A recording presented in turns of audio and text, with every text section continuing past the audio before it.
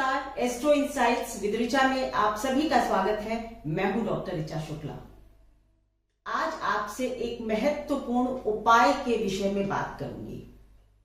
आप सोच रहे होंगे कि मैं बहुत ज्यादा उपायों के विषय में बात नहीं करती हूं। जी हां, लेकिन कुछ उपाय जो कि मुझे मेरे गुरुओं की परंपरा से प्राप्त हुए या जो मेरे गुरुओं के बहुत ही सिद्ध कुछ उपाय थे, वो मैं सोचती हूं कि आपके साथ मुझे अवश्य शेयर करना चाहिए। ये मेरी एक जिम्मेदारी हो जाती है कि जब मैं आपसे ज्योतिष की बात करती हूं तो कुछ सिद्ध उपायों पर बात अवश्य हो। आज बात होगी संतान प्राप्ति के अचूक उपाय के विषय में। संतान गोपाल मंत्र के विषय में आप सभी ने सुना होगा। ये एक बहुत ही सिद्ध मंत्र है और इसके जाप से संतान प्राप्ति बहुत सहज, सुलभ और सरल हो जाती है।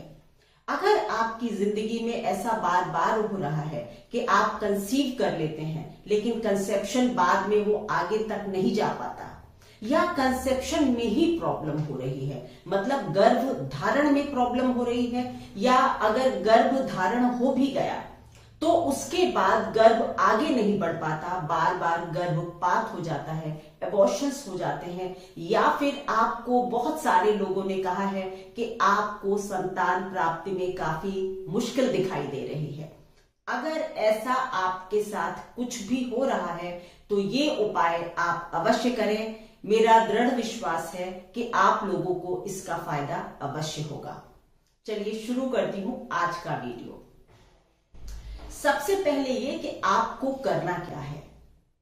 2 उपाय बताऊंगी, 2 से 3 भी हो सकते हैं, लेकिन एक जो सबसे महत्वपूर्ण है वो सबसे पहले आपको अपने घर में श्री कृष्ण की एक मूर्ति लानी है या फोटो लानी है जिसमें वो खड़े हुए हैं गाय के साथ। हाथ में उनकी बांसुरी है, वो बांसुरी बजा रहे हैं। ये कृष्ण का सबसे कल्याणकारी और शांत स्वरूप है। मतलब ये कि उस वक्त कृष्ण परम आनंद की मुद्रा में है और ऐसा फोटो आपको अपने घर में लाना है। उसके बाद आपको किसी भी पूर्णिमासी से वर्ष महीने की किसी भी पूर्णिमासी से, यानी कभी भी पूर्णिमासी से, आपको एक मंत्र का जाप करना है। वो मंत्र है ओम क्लीम देवकी सुत गोविंद वासुदेव जगतपते देहि मे तनियम कृष्ण त्वाम अहम शरणम गतः क्लीम ओम। ये आपको मंत्र जो है वो साइड में वीडियो के स्लाइड पर भी लिखकर मैं चल जाएगा वीडियो में साथ ही साथ, जिससे कि आप इसको नोट कर पाए। तो इस मंत्र का जाप आपको तुलसी माला पर 108 बार प्रतिदिन करना है। ये जाप अधिक श्रेष्ठ होता है यदि माता करती है, और अगर माता नहीं कर सकती किसी वजह से तो फिर पुरुष कर सकता है या होने वाला पिता कर सकता है। आपको कृष्ण जी की जो मूर्ति आप लाए हैं, जो आपने अपने घर में स्थापित की है, उसके सामने एक दीपक जलाना है। कोई बड़ा कर्म कांड मैं कभी नहीं बताती हूं, जितना सरल हो सकता है आप लोगों के लिए उतना काम करती हूं। आपको कृष्ण जी की मूर्ति के सामने एक छोटे से पात्र में जल भरकर रखना है। उसमें थोड़ी सी शुगर, खांड या थोड़ा सा गुड़, कुछ भी आप डाल सकते हैं। उसके बाद एक दीपक जलाना है और आपको प्रसाद स्वरूप में चाहे तो आप कृष्ण जी के आगे मिश्री रख सकते हैं या कुछ और भी आप प्रसाद रख सकते हैं। उसके बाद आपको आसन पर बैठना है और तुलसी माला पर 108 बार इस मंत्र का जाप करना है जो मैंने अभी अभी आपको बताया है। एक खास बात कि इस मंत्र जाप को करने में आपको कभी भी एक ब्रेक नहीं होना चाहिए। मतलब अगर महिला कर रही है और उसका मासिक धर्म है या पीरियड्स चल रहे हैं तो फिर आप उस पाठ को 5 दिन के लिए नहीं करेंगे, या तो आपके पति इन 5 दिनों के लिए पाठ को कर सकते हैं या फिर आप जब शुद्ध हो जाती हैं उसके बाद आप 5 दिन लगातार 2 माला करेंगे। समझ रहे हैं ना? इस चीज में ब्रेक नहीं होगा, या तो आपके पति कर देंगे और नहीं तो आप बाद के 5 दिनों में लगातार 2 माला करेंगी, सो दैट ये जो कंटिन्यूएशन है, जो इसका एक प्रवाह है, ये नहीं टूटना चाहिए। ऐसा आपको जब भी आप संतान प्राप्ति की इच्छा करते हैं उसके कम से कम 3 महीने पहले, और हो सके तो जितनी ज्यादा जल्दी पहले आप कर सकते हैं, आपको शुरू करना चाहिए। मेडिकल जो भी प्रॉब्लम्स हो वो आपको अपने डॉक्टर से समय समय पर करते रहना चाहिए डिस्कस, लेकिन साथ ही साथ ये पाठ आप अवश्य करें, आपके लिए बहुत कल्याणकारी होगा। एक स्वस्थ बच्चे का जन्म आप दे सकेंगे, या आपके घर में एक स्वस्थ बच्चे का जन्म होगा। दूसरा जो उपाय होता है वो भी कृष्ण जी से ही रिलेटेड है। आप एक चांदी की बांसुरी, छोटी सी आप एक चांदी की बांसुरी ले सकते हैं। अगर आपके पास ये मीन्स नहीं है कि आप चांदी की बांसुरी खरीद सके, कोई बात नहीं है, आप एक सामान्य सी लकड़ी की बांसुरी भी खरीद सकते हैं। और कोशिश करें कि किसी भी कृष्ण के मंदिर में बुधवार के दिन आप इसको समर्पित करके आए उनके चरणों में। और अगर कर सकते हैं तो बांके बिहारी लाल जी के मंदिर में जाकर अगर करेंगे आप मथुरा वृंदावन में, तो बहुत ही श्रेष्ठ होगा।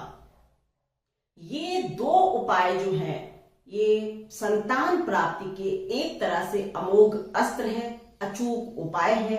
और अभी तक मैंने जिसको भी बताया है, लॉट ऑफ कॉम्प्लिकेशंस के बाद भी आईवीएफ सक्सेसफुल नहीं हो रहे थे लोगों के, सरोगेसी में भी काम नहीं बन रहा था, ये सब बातें होते हुए भी लोगों को 16-16 वर्ष बाद संतान की प्राप्ति हुई है। इस मंत्र पर, संतान गोपाल मंत्र पर मेरी बहुत अटूट आस्था है। अब ये 2 तो कृष्ण जी से रिलेटेड उपाय हुए। तीसरा जो कि अगेन मैं कहूंगी कि परम सिद्ध उपाय है, वो क्या है? महाकालेश्वर उज्जैन। क्योंकि प्रारब्ध बदलने की अगर ताकत किसी में है तो शायद सिर्फ भोले बाबा में है। सावन का महीना चल रहा है और आपको ऐसा कैसे हो सकता है कि महाकाल का या शिव का कोई उपाय मैं ना बताऊं।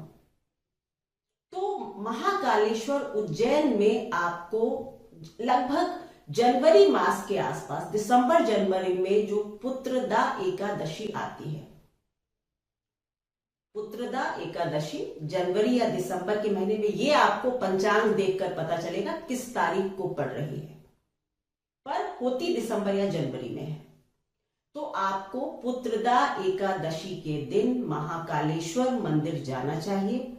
वहां पर आप सुबह की भस्मारती जो होती है 4 बजे, उसको आपको वहां पर जाकर उसका कहते हैं ना कि उसको अटेंड करें, वहां पर जाएं और अपनी अर्जी महाकालेश्वर के मंदिर में श्री चरणों में लगा दें। पुत्रदा एकादशी को महाकालेश्वर के मंदिर में जाकर दर्शन करना और संतान की कामना करना एक बहुत बड़ा और कारगर उपाय है। कितनी भी दिक्कत हो रही हो, किसी भी तरह की प्रॉब्लम्स हो, आपको संतान प्राप्ति हो सकती है। अब बात होगी, क्योंकि उपाय कभी झूठे और गलत नहीं जाते। अगर आपकी पत्रिका में कोई विद्वान ज्योतिषी देखकर ये कहता है कि आपको संतान का सुख कतई नहीं लिखा हुआ है, ऐसा भी होता है, और आप पूरे उम्र परेशान रहते हैं, तब आपको एक रास्ता अपनाना चाहिए कि आप एक किसी जरूरतमंद बच्चे को गोद ले लें। इससे आप एक अच्छा कर्म तो क्रिएट करते ही हैं, समाज के लिए भी एक बड़ा कार्य कर सकते हैं। तो ये उपाय नहीं है, ये मेरी एक पर्सनल सलाह है, माने या ना माने ये आपके हित में है। क्योंकि कई बार जब कोई चीज हमारी डेस्टिनी में नहीं लिखी होती है, ही नहीं प्रारब्ध में, तो उसके पीछे परेशान होना कुछ खास मतलब नहीं रखता। कभी कभी स्वीकार कर लेना ही, ईश्वर के आगे सर झुका देना ही बहुत बड़ा उपाय हो जाता है। तो तीसरा उपाय है कि अगर कहीं से कोई आशा ना हो तो फिर एक बच्चे को आप गोद लें और समाज के लिए एक बड़ा उदाहरण बने, या अपने घर में बच्चे की खुशियां आप ला सकते हैं। ये मेरा पर्सनल मैसेज है। और उसके पहले के 2 उपाय हैं जो कि बहुत कारगर हैं और आप में से बहुत लोगों को इससे लाभ होगा, ऐसा मैं जानती हूं, मेरा विश्वास है। धन्यवाद। बहुत जल्द आपसे इसी तरह की एक इंपॉर्टेंट वीडियो के साथ मैं फिर से मिलूंगी। Thank you so much.